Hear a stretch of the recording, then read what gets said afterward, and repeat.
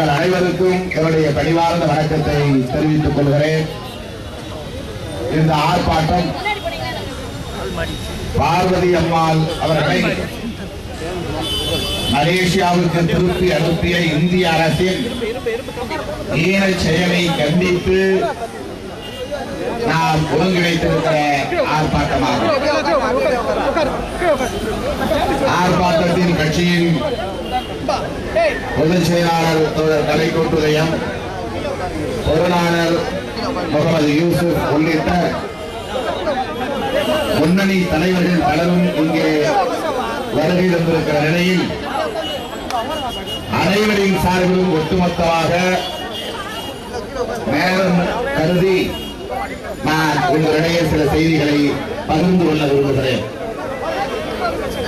ஆர்ப்பாட்டத்திற்கு வந்திருக்கிற அருமை தோழர்கள் தாய்மார்களுக்கு இடம் கொடுத்து தயவு கூர்ந்து ஒதுங்கி அமர்ந்து நிகழ்ச்சியை சிறப்பிக்குமாறு உங்களை பணிவோடு கேட்டுக் கொள்கிறேன். நின்று கொண்டிருக்காமல் உட்கார்ந்தால் நிகழ்ச்சி சிறப்பாக அமையும்.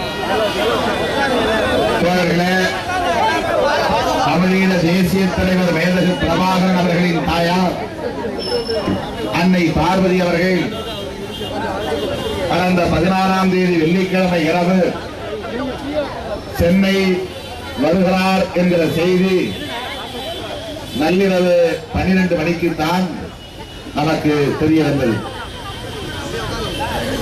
அவர் தமிழகத்திற்கு வரப்போகிறார் என்கிற செய்தி எனக்கு ஒரு மாதத்திற்கு முன்பே தெரியும். ஐயா வேலுப்பிள்ளை அவர்கள் காலமானார் என்ற செய்தி கேட்டு நாம் எல்லாம் அதிர்ச்சி அடைந்தோம், வேதனைப்பட்டோம். அந்த நிலையில் ஒட்டுமொத்த விடுதலை சிறுத்தைகளின் சார்பில் விடுதலை சிறுத்தைகளின் பிரதிநிதியாக, ஒற்றை பிரதிநிதியாக நான் ஈழம் சென்றேன். கொழும்பிலே இறங்கி ராணுவத்தினுடைய அனுமதியை பெற்று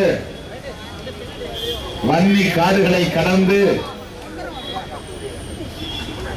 யாழ்ப்பாணம் சென்று வல்வெட்டித்துறையிலே ஐயா வேலுப்பிள்ளை அவர்களின் இல்லத்திலே அவருடைய உடலுக்கு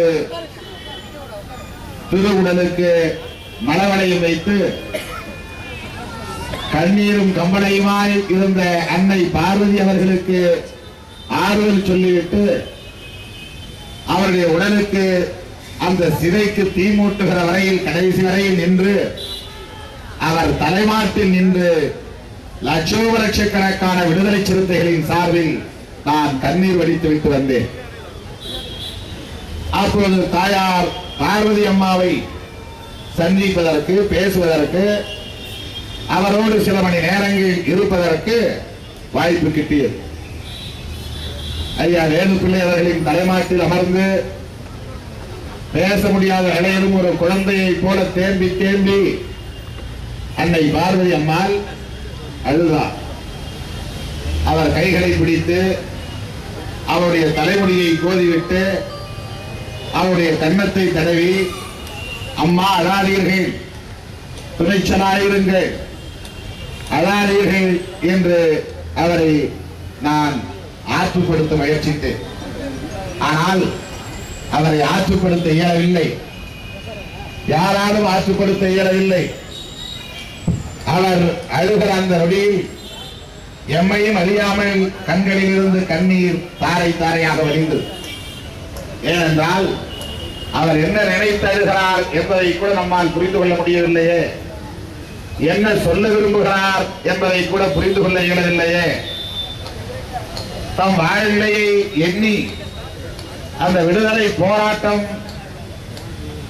திசை திருப்பப்பட்டுவிட்ட நிலையை எண்ணி அந்த விடுதலை போராட்டம் வெற்றி பாதையை நோக்கி செல்ல இயலாத நிலையை எண்ணி கணவனை இழந்த நிலையில், பெற்ற பிள்ளைகளும் உடனில்லாத நிலையில், ஆனால் ஒரு தேசத்திலே ஆனாய் பறக்கிற நிலையில் அந்த தாயின் மனதில் என்னென்ன ஓடியதோ, எதை எதை எண்ணி பார்த்தாரோ, என்னென்ன காட்சிகள் அவருடைய மனத்திரையில் வந்து விரிந்தனவோ, எப்படிப்பட்ட துக்கம் அவரை ஆட்டி படைக்கிறதோ, எதனால் அவர் விம்மி விம்மி அழுகிறாரோ என்று எண்ணி பார்த்தபோது எனக்கும் கண்களில் இருந்து கட்டுப்படுத்த முடியாத அளவுக்கு தாரை தாரையாய் கண்ணீர் கொட்டியது. அப்படி அந்த தாயோடு இருந்து அந்த தாயும் தந்தையும் நடமாடிய மண்ணில் தமிழீழ தேசிய தலைவர் மேதகு பிரபாகரன் அவர்கள் நடமாடிய மண்ணில் சில மணி நேரங்கள் இருந்து அந்த வீரவணக்க ஊர்வலத்திலும் பங்கேற்று நான் திரும்பினேன்.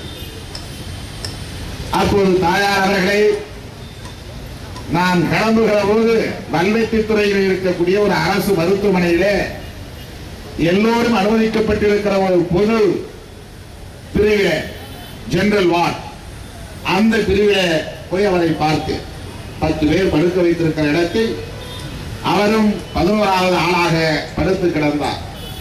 துணைக்கு ஆள் இல்லை. உலகமே மேதகு பிரபாகரன் என்று போற்றி புகழ்ந்து கொண்டிருக்கிற நிலையில் அவரை ஈன்ற தாய் ஒரு அனாதை போல மருத்துவமனையிலே கிடந்தார்.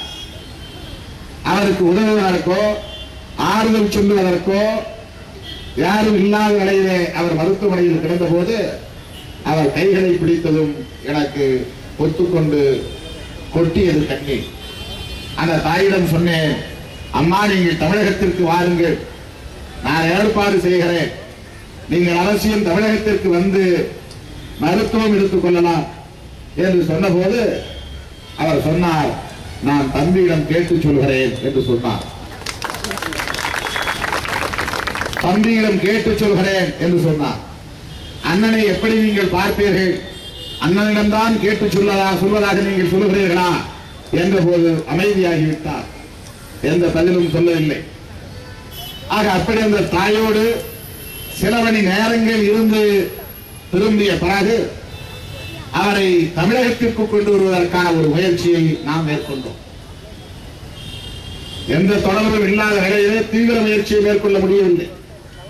நாடாளுமன்ற உறுப்பினர்கள் குழுவிலே நானும் ஒருவன் என்கிற முறையிலே அந்த பயணத்தின் போது ராஜபக்சேவின் தம்பி பஷீர் ராஜபக்சேவை சந்திக்கிற வாய்ப்பு கிடைத்தது. பஷீர் ராஜபக்சேவிடம் பேசுகிற போது இந்த முதியவர்களை ஏன் சிறைச்சாலையில் அடைத்து வைத்திருக்கிறீர்கள்? அப்போது வேலுப்பிள்ளை ஐயா அவர்கள் காலமாகவில்லை. எங்கே அடைத்து வைத்திருக்கிறீர்கள்? அவர்களை பார்க்க முடியுமா என்று கேட்டேன்.